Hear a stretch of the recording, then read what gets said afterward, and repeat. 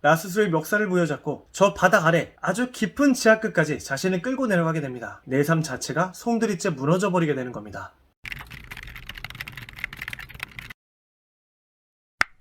네, 안녕하세요. 만나서 반갑습니다. 인생에 관한 모든 것을 다룹니다. 네이버 지식인 실제 답변자가 운영하는 채널 인생학개론에 오신 것을 진심으로 환영합니다. 오늘은 헤어짐, 다시 말해 이별에 대한 이야기를 한번 해보려고 합니다. 요즘 제 주위만 보더라도 코로나 이후 잘만 만나고 있던 커플들이 하나둘씩 헤어지더니 지금은 꽤 많은 커플들이 각자의 길을 걸어가고 있습니다. 급격하게 헤어지는 커플들이 많아진 이유는 아무래도 코로나로 인해 사회적 거리두기가 격상되다 보니까 이전보다 만날 수 있는 기회가 상대적으로 많이 적어졌죠. 그러면서 자연스럽게 만남이 줄어들게 되고 사소한 일임에도 불구하고 싸우는 횟수도 크게 늘어나게 됩니다. 결국 만나서 싸움을 해결하는 것이 아닌 전화 혹은 메시지를 통해 일을 풀려다 보니까 더욱더 오해는 쌓여가고 최종적으로 헤어지는 길을 택하는 경우가 많죠. 추가적으로 눈에서 멀어지면 마음에서도 멀어진다 했나요? 만남이 줄어들다 보니까 결국 헤어짐을 택하는 경우가 많아진 듯 보입니다. 실제로 뉴스에서도 코로나 이후 헤어지는 커플들이 급증했다고 보도를 할 정도니까 제 주위에서만 헤어짐이 많은 것은 아닌가 봅니다. 자, 그렇다면 오늘의 주제로 한번 들어가 볼게요. 혹시 이런 이야기 많이 들어보셨죠? 만남이 있으면 헤어짐도 있는 법이다. 개인적으로 정말 공감이 가는 말인데요.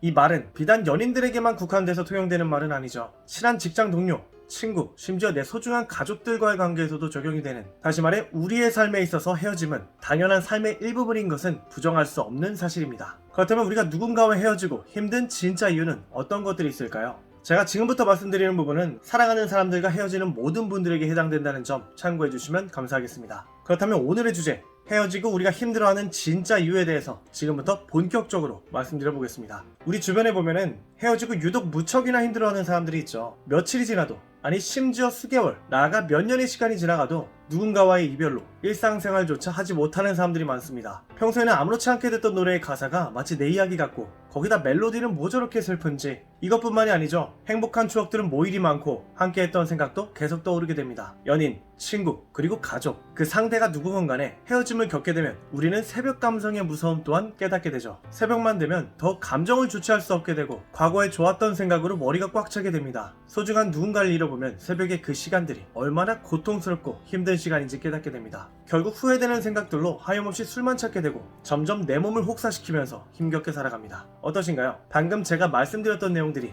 혹시 여러분이 하셨던 혹은 하고 계시는 행동들은 아니신가요? 사실 방금 말씀드린 부분들은 제가 실제로 했던 행동들을 말씀드린 것이기도 합니다. 저 같은 경우에는 오랜 시간 만나온 것은 둘째치고요. 결혼의 문턱까지 갔지만 결국 성향의 차이로 헤어지게 된 여자친구가 있었어요. 헤어지고 나서 매일 술을 옆에 끼고 살았고요. 일상생활이 불가능할 정도다, 이 말을 이럴 때 쓸 수 있겠구나, 이런 생각을 해봤을 정도로 출근하러 갈 때는 당연한 거고요. 그냥 매일매일을 어두운 표정으로 살았어요. 식욕은 당연히 없었고요. 또 힘든 일은 연속으로 일어난다고 하잖아요. 당시 저는 이 일 말고도 여러 일들이 격벽이 몰려왔어서 제 인생에서 그때가 정말 손에 꼽힐 가장 힘들었던 시기로 기억돼요. 최악의 시기였습니다. 제 이야기까지 꺼내면서 이렇게 말씀드리는 이유는요, 저 또한 엄청 힘들었던 경험이 있다는 부분을 꼭 말씀드리고 싶었어요.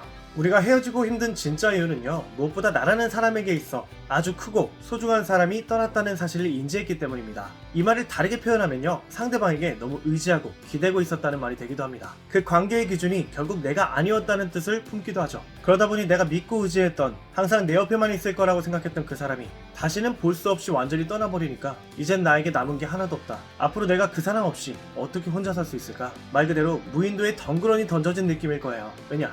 당연히 항상 내 옆에 있을 줄만 알았거든요. 이 말인즉슨 그 관계의 우선순위가 내가 아니었으니까, 떠나버린 그 사람에게 내 많은 것을 너무 의지하다 보니까 완전히 떠난 그 사람으로 인해 내 삶 자체가 송두리째 무너져 버리게 되는 겁니다.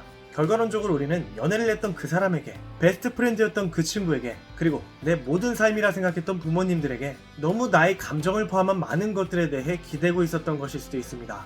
이 이야기를 듣고 아마 이런 이야기를 하실 수도 있을 것 같아요. 아니, 내 여자친구 혹은 남자친구는 나에게 정말 소중해요. 내가 이 친구랑 얼마나 친한데 당연히 소중한 거 아닌가요? 지금의 나를 있게 만들어주신 부모님들인데 당연히 소중한 거 아닌가요? 그렇다면 인생학개론님 말은 올인하지 말고 적당히 마음을 주면서 그냥 소홀히 그냥 살아가라는 말인가요? 아마 이런 생각을 하실 수도 있다고 생각을 하거든요. 당연합니다. 나에게 있어 연인, 친구, 그리고 가족들 너무 소중하죠. 진심으로요. 그런데요, 여기서 제가 꼭 말씀드리고 싶은 요점은요, 오직 나만 생각하고 그 사람에게 소홀히 행동하라, 이것을 말씀드리고 싶은 것이 아니라요, 내 소중한 사람과 언젠가는 헤어질 수 있다는 생각을 인지하고 있을 때와 그렇지 않을 때의 이별을 받아들이는 자세는요, 슬픔의 후폭풍의 정도가 사실 상당히 큽니다. 당연히 일어나지 말아야 할 이별이지만요, 혹시라도 그런 날이 온다면 그때 조금이라도 나라는 사람도 지켜야 하잖아요. 나아가 슬픔을 극복할 때는 물론이고 혼자가 될 그날을 위해서 나를 위한 어느 정도의 준비는 필요하다고 생각을 해요. 사실 나 스스로가 안정적이어야 다른 사람도 챙길 수가 있어요. 나조차도 돈에 허덕이고 있는데 내 친구한테 빚까지 내면서 돈을 빌려줄 수 있을까요? 결국 내가 먼저 안정돼야 누군가도 지키고 포용할 수 있는 겁니다. 이별이란 것도 마찬가지예요. 관계의 주체가 나에 먼저 맞춰주고 상대방에게 너무 기대지 않는 관계야말로 어떤 이별이 나에게 닥쳤을 때 훨씬 빨리 일어날 수 있습니다. 이건 헤어짐을 떠나서도요, 삶의 우선순위를 다른 사람에게 넘겨주지 마시라고 꼭 말씀드리고 싶어요. 이건 진짜로요. 여러분이 가장 돌보고 챙기셔야 하는 사람은 먼저 나입니다. 우리 자신이라고요. 나라는 사람이 먼저 튼튼하게 땅에 뿌리를 깊숙하게 박고 멘탈적으로 안정적이면요, 보다 더 내 주위 사람들을 챙길 수 있고 이별에 대한 많은 것들을 온전히 받아들일 수 있게 돼요. 너무 헤어짐이 힘드신 분들이 있으시다면 본인이 이별한 그 사람에게 혹시 너무 많이 기댔거나 의지하지는 않았는지, 나 자신을 챙기는데 소홀하지는 않았는지 한번 생각해 보시는 건 어떨까요? 헤어지고 힘든 또 다른 이유는요, 소중한 사람이 내 곁을 떠나가면 유독 좋은 추억과 기억들이 마구 생각나고 괜시리 못해준 것에 대한 후회의 생각들이 미친듯이 쏟아지기도 해요. 이제부터 이 사람을 다시는 볼 수 없다고 생각하니까 뭔가 아련해지고 괜히 좋은 기억들만 떠오르면서 그때가 정말 좋았는데 왜 나는 더 잘해주지 못했을까? 이 힘든 세상 나 혼자 어떻게 살아가지? 후회가 더 큰 후회를 만드는 것은 물론이고 플러스로 나 스스로의 멱살을 부여잡고 저 바닥 아래 아주 깊은 지하 끝까지 자신을 끌고 내려가게 됩니다. 본인 스스로가 본인을 힘들게 한다는 거죠. 있을 때 잘해, 후회하지 말고. 이 얘기가 괜히 있는 게 아니에요. 사람은요, 있을 때는 그 소중함을 정말 모르고요, 그 빈자리를 몸으로 직접 느꼈을 때야 비로소 뒤늦게 후회를 하게 돼요. 근데 그거 아세요? 지금의 당신도 당신이고요, 그때 잘해주지 못하고 소중함을 몰랐던 당신도 결국 당신입니다. 어쩌면 그때의 당신은 그게 최선이었을 거예요. 어쩔 수 없이 이미 소중한 일을 잃었기 때문에 결과론적으로 슬픔과 후회를 지금 느끼고 있을 뿐입니다. 우리의 대부분은 학창시절을 경험했죠. 시간이 많이 지난 지금 시점에서 학창시절을 떠올리면 어떤 생각이 좀 드세요? 그때가 돈 걱정, 인생 걱정 없이 살았던 때지. 지금 와서 돌아보면 그때가 진짜 좋았어. 이와 같은 생각을 하게 되는 경우가 많습니다. 이유는 간단해요. 이미 지난 일이고 우리가 그 시절로 돌아갈 수 없기 때문이에요. 그러다 보니 분명 학창시절에도 좋지 않았던 기억이 있음에도 불구하고 좋은 기억들이 더 많이 떠오르게 되는 거죠. 이별을 한 후에도 비슷하다고 생각하시면 돼요. 이미 끝났고 지났기에 아련하고 그리울 뿐입니다. 결국은 시간이 대부분 해결해 줄 겁니다. 마지막으로 헤어지고 힘든 진짜 이유로는요, 헤어지고 나서 그 사람과 했던 시간이 텅 비기 때문입니다. 전 연인과 같이 보내오던 평소와 같은 지금 이 시간들이, 친구와 만나서 놀았던 평소와 같은 지금 이 시간들이, 부모님과 함께 여행 갔던 혹은 식사를 하던 평소와 같은 지금 이 시간들이 이제는 텅 빈 시간이 됐을 때요. 그러다 보니 이 시간이 익숙하지 않고 원래 이 시간에 그 사람이랑 만나고 있었는데, 원래 이 시간에 우리 엄마는 이 일을 하고 계셨는데, 텅 비게 된 그 시간이 이제는 그리움의 시간으로 바뀌기 때문입니다.